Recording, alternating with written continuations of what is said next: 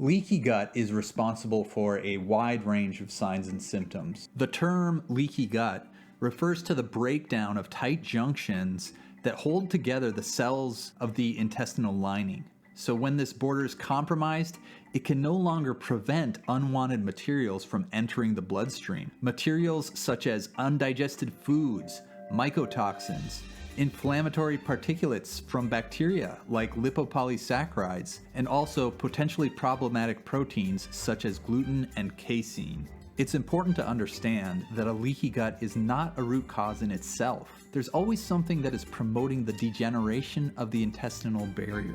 For example, stress promotes elevated cortisol, which directly leads to the depletion of glutamine, the most abundant amino acid in muscle tissue and the gut lining. Other root causes may be intestinal infections, dysbiosis, and poor diet. So while we can and should give helpful supplements that rebuild the gut lining, it's fruitless if we don't address the root cause. The most obvious symptoms you may experience include digestive symptoms like gas and bloating, diarrhea or constipation, and abdominal pain. But did you know that you can have leaky gut without any digestive symptoms? The leaky gut may be manifesting in other ways. First on this list is autoimmune disorders. Autoimmunity has a triad of requirements, first proposed by Dr. Alessio Fasano. The triad consists of 3 components that are necessary to result in an autoimmune condition. The first is a genetic predisposition for the condition. The second is an environmental trigger, which could be considered the antigen that the immune system is responding to. The third is high intestinal permeability, in other words, leaky gut. With everything that we put in our digestive systems every day, we are potentially presenting antigens that the immune system sees as foreign and requiring immune support in the form of antibodies. So these antibodies are made to specifically attack the foreign antigens. However, in autoimmune cases, the antigens are similar enough to proteins that belong in our body. The immune system ends up attacking proteins that belong. But it all starts with a failure to keep the foreign antigens out.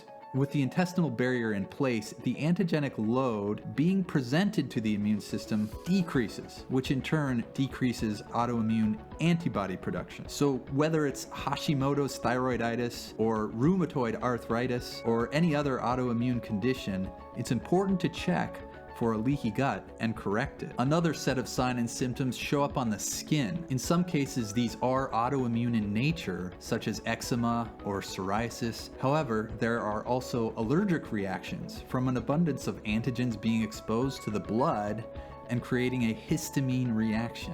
But also bacteria in the gut can create histamines as well. In these cases, it may be necessary to try out a low histamine diet. Also, with leaky gut, there is an increased exposure to toxicants that need to be processed by the liver. The toxicants can come out through the urine, stool, or sweat, but also through the skin. This is a case of too much coming in and needing to find a pathway out, and they find that way out through the skin. Along the lines of allergic reactions and exposure to antigens, we can also see food sensitivities. If you're someone who has a problem with eating a wide variety of foods, it may be due to leaky gut. You'll also want to be noticing mental and emotional problems, such as anxiety and depression and brain fog. The gut-brain axis is real. What happens to one affects the other. For example, it's common that someone who has a brain injury will have a deterioration of the intestinal barrier, resulting in leaky gut. Transversely, what happens in the gut affects the brain. If you have anxiety, depression, or brain fog, consider getting tested for leaky gut. So far, we've been talking a lot about what happens when too much is absorbed into the bloodstream due to a leaky gut. But what about nutrients that don't get absorbed? Assimilating nutrients from the gut lumen into the bloodstream is an active process. With the deterioration of the gut lining,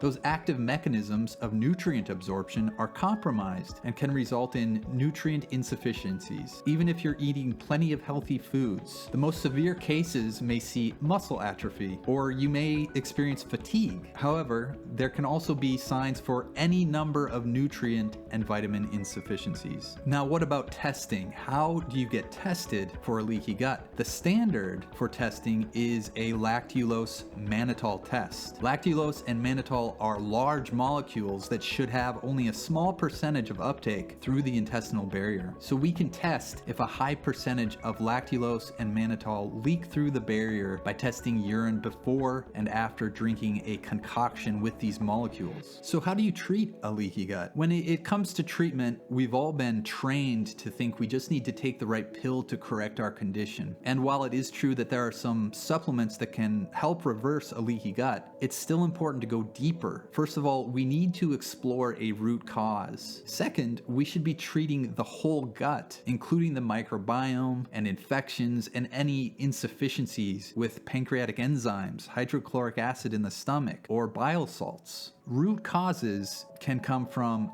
a poor diet, gluten disorders such as celiac disease, dysbiosis of the microbiome, and then there's the connection to the adrenal production of cortisol. Excess cortisol can result in a leaky gut by a couple of mechanisms. First, it promotes the breakdown of the intestinal barrier by depleting glutamine. Second, it directly inhibits the immune system in the gut by reducing the antibodies from secretory IgA, also known as SIGA. This is one of the main parts of the immune system that helps to reduce infections and maintain the microbiome. So then we have to go upstream and ask ourselves, what can cause excessive cortisol production? So the answer is stress, blood sugar dysregulation, poor sleep.